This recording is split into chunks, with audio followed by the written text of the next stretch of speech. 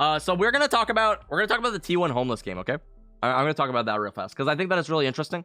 It's not gonna be like a super long talk. I'm not gonna watch all of the game or anything like that. We used to do like full breakdowns where we would watch the entire game. I think what we're doing now is we're just gonna talk about like cool rounds that I think are interesting or like stand out to me. Like generally retakes or like things that I think that players could learn from, or just like players that I think that really stand out that I think deserve more attention. So going off of that, I think that this T1 homeless game is a really good example of 5 unsigned players who kind of just like came out of nowhere. And they're all playing together on a team. They're playing in this professional tournament, and they actually upset T1 2-0 in this Pax Arena event.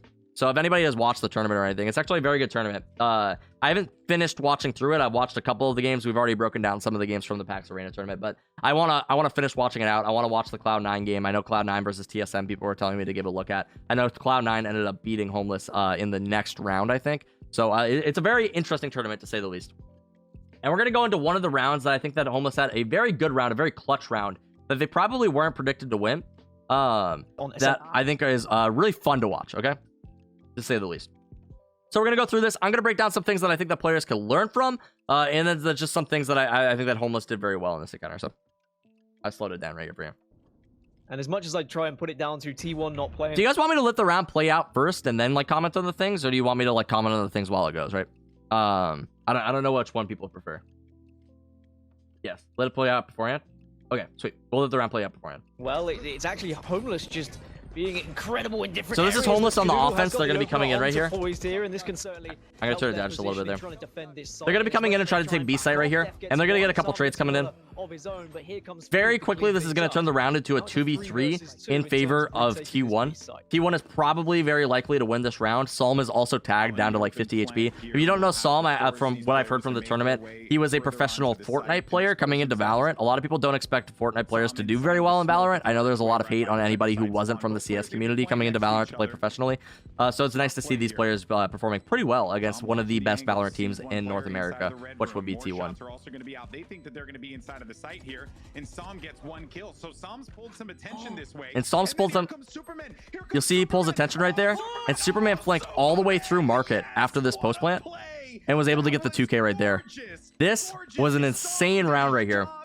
And I didn't hype it up very much going into it because I got a little distracted by the chat. But oh my gosh, dude, I love the way that they played this entire site take and the retake and everything. And I think that there's a lot that we can learn from this here. So we're going to go back on this just a little bit, right? We're going to rewind it just a little bit.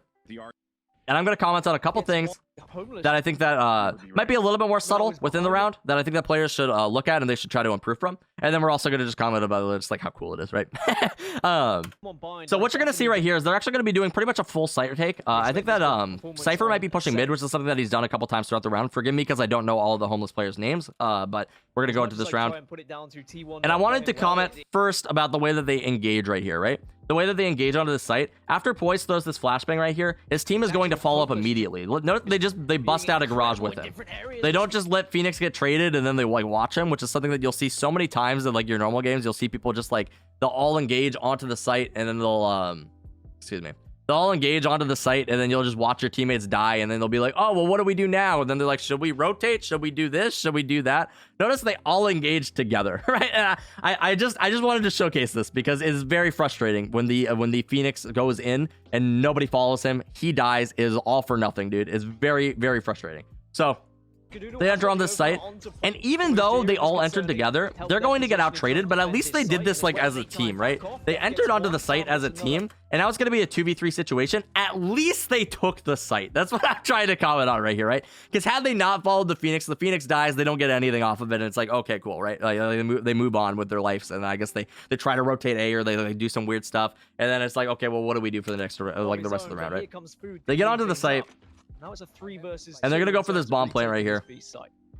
Some decides to plant it right here. I think that he planted it a little bit further so they didn't think that they were playing CT in this position. I'm not 100% positive about this. Where he was planting it right there, it looked very likely that they would possibly be playing CT. So if they're like coming around here, maybe they think, oh well, they're CT, and like it kind of gives away their cover. But he plants it right here because they have the intentions to go over here into spawn, and this is their brimstone smoke coming down here. They're gonna go play right here in the smoke. They're going to sneak right in here, and they're going to play this together. We've talked before about playing these post-plant positions very aggressively. The reason that they want to do this right now is because Psalm is tagged to 64 HP, and it's a 3v2, right? at very worst or best, they're going to get traded, right? In this situation, he's 64 HP. He'll get traded. Maybe Supamen actually capitalizes on the kill and is able to trade a kill, but they're very unlikely to win a 2v3 in this situation on a retake coming in from T1, right? So instead, they try to play it a little bit more aggressive and they go back here into the spawn. We've talked about this before. This isn't anything crazy new, right? But I just wanted to talk about the teamwork right here, right? Supamen decides that he's going to come push up here aggressively into market. And Psalm's just playing this position. He's playing very slow. He's not going to peek in this position because if Psalm goes down right here, this destroys the entire flank from Supamen. It puts him in such a bad position if Psalm goes down right here. So he's just playing for the pick out of the player from market, and he does end up getting the kill onto the breach. This opens up the play greatly. Look at these two players. All of their attention right here on Psalm, and he doesn't re-peek in this situation. Had he re-peeked and died, once again, Supamen loses his position. Maybe they move towards site. They're going to just go trade him, right? And he's going to come behind him, and he gets the 2K right there. Super intelligent play, super clutch. He does exactly what they expect him not to do. Why would he possibly be pushing through market? They just cleared out market. They pushed through market, and Supamen is just right behind him, dude. Such a freaking clutch play coming out from a team. They're not even signed players, dude. These guys are they're just dudes, right? They're just playing in this competitive game. They're all obviously very good players, but it's so fun to watch. I just enjoy it, right? I think that's a very good play. Something I do want to comment on here too, that T1 actually did very well, despite the fact that they do lose this round. Notice how Brax and Food, I think they're playing this together, right? They're very together. They're looking for the trade right here. It's a 3v2, right? They're looking for those trades in this situation. They're not trying to do anything crazy. A lot of the times they'll do splits, or you'll see people do splits, and they end up getting 1v1. This is something that we talked about in one of our most recent videos. They play this together. Just unfortunate that Food or Supamen was actually pushing it right behind him right here to get the 2K, but. Supamen had an incredible game this incredible whole round versus T1, so I think that he performed very well. But this small breakdown is probably going to be uploaded to YouTube, so if you guys are enjoying this kind of stuff, then you can feel free to subscribe to the YouTube channel below, or check out all these awesome people in chat over at twitch.tv/thekinglive. Feel free to do so. We stream every Monday, Wednesday, and Thursday at twitch.tv/thekinglive. I already said that, so I'm really good at outros. By the way, we have new merch items. This is one of them I'm wearing right here. Isn't he kind of cute? I think he's pretty cute. So you can check that out in a link down below too. So.